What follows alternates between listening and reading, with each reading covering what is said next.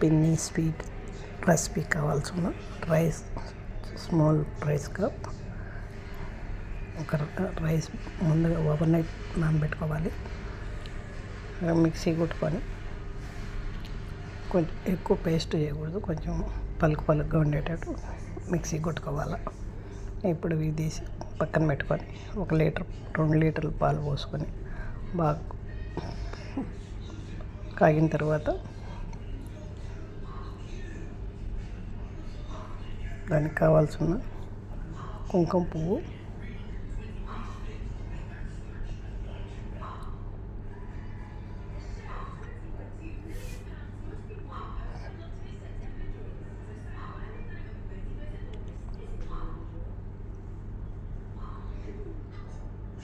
ఇప్పుడు బాగా పాలు బాయిల్ అయిన తర్వాత మనం ఈ మిక్సీ కొట్టుకున్న బియ్యం పిండి కూడా వేసుకోవాలి. అంటే మెత్తగా కొట్టుకోకూడదు, బియ్యం పలుకుగా ఉండేటట్టు. దానికి కావాల్సిన పాలకవ్వ, 1 కప్పు మిల్క్ మేడ్,